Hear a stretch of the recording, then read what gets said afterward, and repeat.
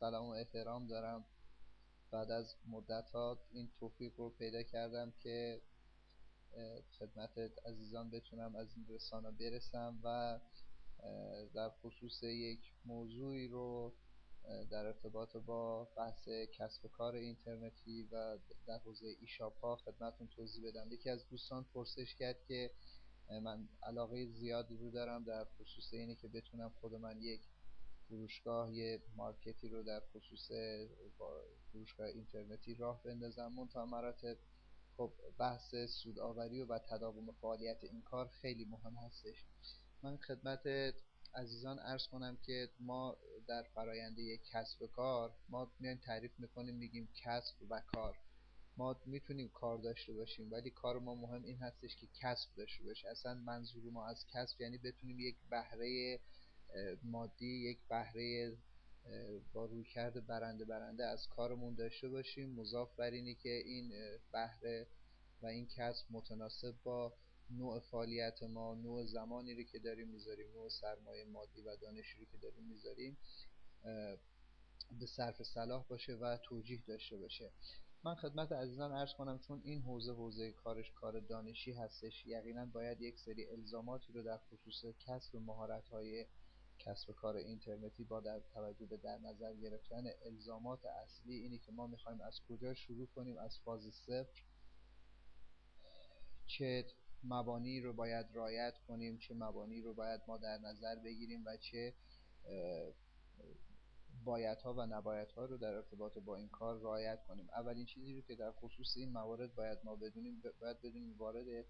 دنیای تجارت الکترونیک یا کسب کار اینترنتی که ما داریم میشیم، حتما باید مهارت‌های بخش‌های مختلفش رو از شناخت نوع و سیستم کاری رو که داریم در حوزه فعالیت آنلاینی که داریم انجام میدیم تخصص داشته باشیم. از مواردی رو در خصوص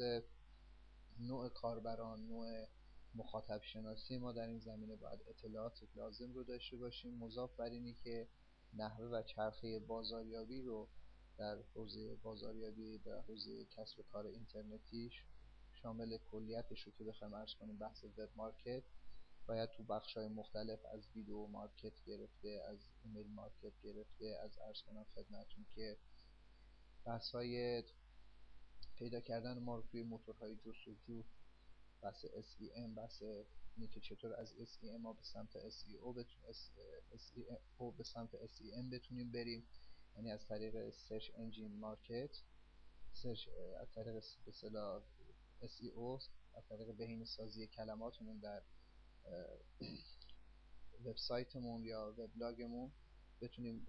به سمت در واقع مارکت SEO حرکت کنیم، ما رو بتونن از طریق SEO واقعا پیدا کنن. در واقع کلماتی رو که تعریف میکنیم، تولید محتوایی رو که داریم مرتبط با کارمون انجام میدیم. و مهمترین توصیه رو که برای عزیزان در این بخش دارم، بیشترین سرمایه‌ای که میتونه برای ما در حوزه کار کسب و کار اینترنتی سرمایه بسیار خوبی محسوب بشه، بحث اعتماد و تراست هستش که ما هرچی بتونیم در این زمینه، در این حوزه سلامت‌تر کار کنیم، صادقانه‌تر کار کنیم، درست‌تر کار کنیم، اطلاع رسانیمون، ارتباطمون، نوع کالامون، یقینا این میتونه